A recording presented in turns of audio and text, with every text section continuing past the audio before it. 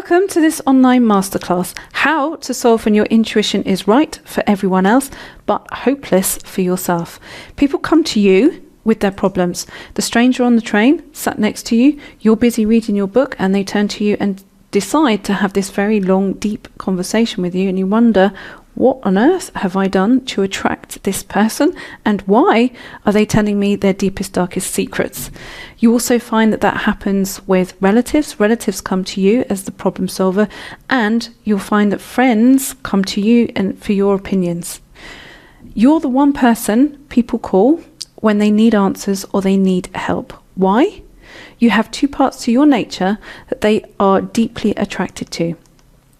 They are attracted to your empathy and your intuitive skill. You have an intuitive skill even if you don't realize it.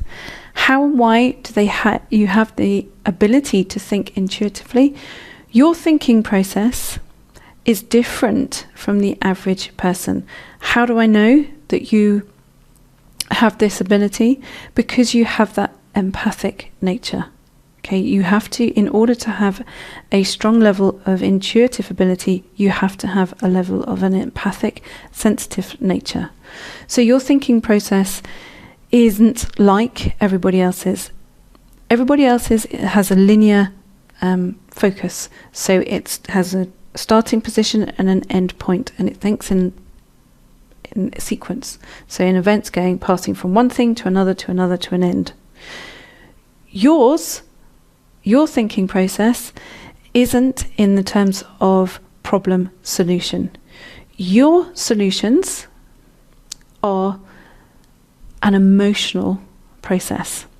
And that emotional process is governed by your nervous system. So your thinking actually happens as a circular motion. So if you think about how everybody else's is when it comes in a linear process from here to here, and yours goes in a softer circular motion, because yours is based in emotions. Your decisions as an intuitive, sensitive person are emotion first and logic second. Most other people base their decisions in logic and sequence first. So they base it from here to there. They get stuck though if the decision requires emotion. So if it requires something else to draw upon, that's where people get stuck. Intuition, in terms of emotional decisions governed by the nervous system, are much faster than logic. So your way of looking at things is much faster this way around than it is in terms of starting and end point. Today's society is fast. Decisions need to be made quickly. Logic is now becoming too slow. People sense that, but they don't understand it. Okay, that's where you come in. It's the reason why you attract so many strangers divulging what's on their mind, their life history, your ability to get to the root cause quicker than they can. They are attracted to you because you have that key ability where they've been trying to work it out on a logical linear process, so problem solution, what they've seen, and they haven't consciously necessarily recognized it, but they can feel that you have this ability to view it from from a very different perspective, and one that resonates with what they need right at that moment in time. They're attracted to the emotions your energy gives off. That's your empathic skill, your emotional intelligence. Okay, the trouble is you find it hard to figure your own emotions and how they work, which is why your intuition for everyone else is fine, but for you it's patchy. So when it comes to other people's world of their circular motion and where the emotions come up, you can recognize it. But when you have to apply it to your own world, you get confused by the emotions going around in a circular motion. So you think that you have to apply the process of how everybody else views it, which is from problem, solution. I have this problem, how can I fix it? What gets in the way is your ability to recognize what those are in terms of your emotions swirling around. I'm Heidi Sawyer. My speciality is intuitive, sensitive people, knowing who you are and how you operate in the world. You'll now be asking yourself, okay, maybe this resonates with me, but am I intuitive? I'm not sure about that. Your head is saying, well, am I? Not sure. Am I an intuitive, sensitive person? I don't think that I am. I don't know that I am. I'm not sure that I am. You are. Otherwise, you wouldn't still be listening to me. So, what are the key areas that you need to look at as far as your own decision making is concerned, so that you are not getting confused by your own emotions, and so it makes it hard for you to interpret what is for you and where it is more appropriate for somebody else, or when it is more appropriate for somebody else. And so that it becomes easier for you to be able to interpret your own world, your own intuitive component, which is, as I said earlier, based in your emotions. What's going to help you figure this out? Well, number one, this is what you need to do. You need to look at it from the perspective as, is it intuition or is it drama? This is a crucial distinction to make, okay? The ego will look to extend a drama, whereas intuition is focused on peace. Okay, so just very quickly to have a look at it in this picture that's behind me, if you look at it from the perspective of your ego is sitting here around this 9 vibration, and you look at it in terms of your intuition sat here from the soul's perspective, and this is you in your everyday world as your body. Okay, so most people are looking to it, as you could see from here, let's say problem solution. So they're looking to the ego almost for the solution. Your way of looking at things is to go round here to look at all of the different factors that are involved. So in anyone's thought processes and how you make decisions, there's emotion involved, there's logic involved, and there is a wider perspective of how you look at things. So the distinction to make for yourself when making a decision is, first of all, is to ask yourself, is it my intuition giving me this answer, or am I looking for drama? The ego will always be looking for an element of drama. Okay, so the ego will look to extend a drama, whereas intuition is focused on peace. So your decision, when it feels, does it feel like this is going to be something that's going to extend a drama, or does it feel like it's based in peace? Okay, so asking yourself that crucial question will help you distinguish your own intuitive feel. The ego likes to be in charge, okay? It has a sense of self-importance. If it can rescue, it will. Okay, so if it feels it have a sense of its own importance by rescuing, it will go, how can I rescue this situation? Ego, though, can masquerade as intuition. It can scream at you to do something for short-term relief, but sacrificing long-term peace.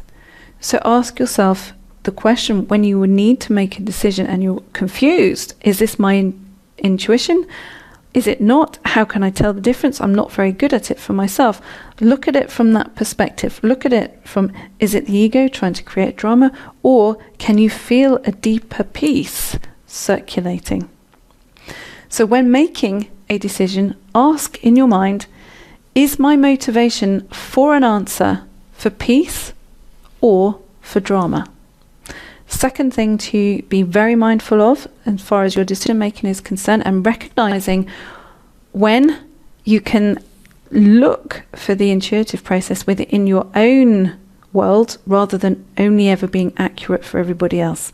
So number 2 is to ask yourself the question, is it intuition or history talking? Okay, so if it's your history talking, you will find that there are components within that decision that are based in your past. Okay, so if you're making a decision on a partner, as an example, so you're meeting somebody, let's say you're on a date, and you're looking at the person and thinking, do I like them? Do I not like them? If it's based in your history, you'll find yourself tipping yourself back into something that reminds you of the past.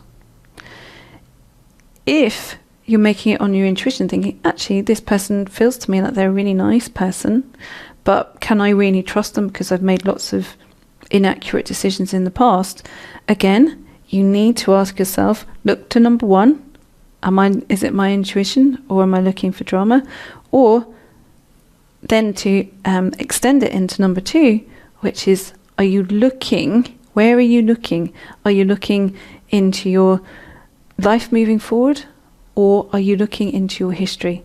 So the tip for this is, if you're making a decision from pain, getting away from something rather than choice, okay, pause to ask, is my intuition saying escape, or is it my history?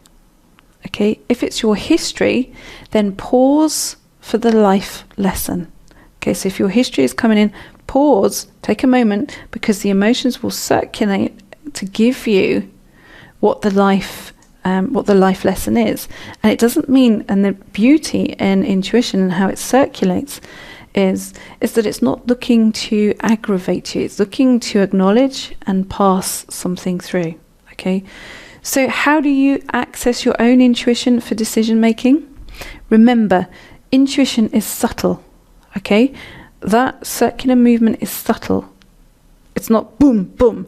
It's subtle, and it moves in a very subtle motion. It's received gently through the senses. Okay, it arrives through the nervous system, which is why it's really important that you have that you spend time with yourself tidying up certain emotions around things going on in your life, or things that have happened in your life, so that you can see more clearly when those come up. Okay, so remember, intuition is subtle, it's received gently through the senses, it arrives through the nervous system.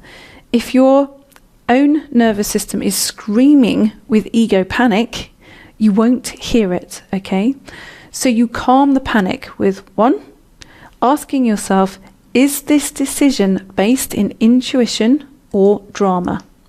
Two, asking yourself, when a decision feels you're pushing away rather than towards something, if it's your insight or it's your history talking. Okay? Now, if you want to know how to make decisions specifically unique to you, and you think, actually, what you've shown me so far has been great, but how do I make that specific to me? You don't understand me, Heidi, because I have this or I have that happening in my life, which is slightly more complicated than you've actually covered right now. Well, here is your opportunity to go deeper as far as that's concerned, and you'll love what I have for you now. How to make perfect decisions for your life code. If you already know what your life code is, so what your life code number is, then look below this video for your I already know my life code link. Okay, so you'll see it below the video. If you don't yet know your life code and think, what on earth are you talking about now, then you've been living under a rock. No, joking. It's something that you will absolutely love, and something that will help you really refine your understanding as to who you are and how you operate. And it's time for you to join the thousands of people who come to me each month to find out what the month has in store for them as far as their life code is concerned. So if you don't yet know your own life code, what your life code number is, look below this video to find a special link that I have for you, which is, the link is Tell Me More About Life Codes. Okay. So that's it for this session. I hope you've enjoyed this masterclass, and I look forward to seeing you next time. Remember, if you want to go deeper on this topic, absolutely great. And I look forward to seeing you as far as the life codes are concerned. If not, fair enough. I'll see you next time. Bye for now.